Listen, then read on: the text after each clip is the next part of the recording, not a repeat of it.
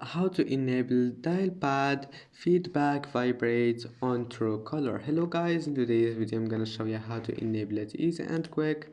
First, just go to Truecaller and now click on your profile here in the top corner,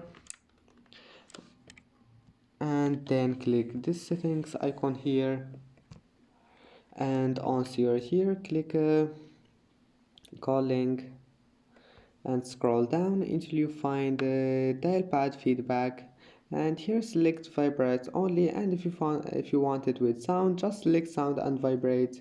And that's it. I hope that can help you.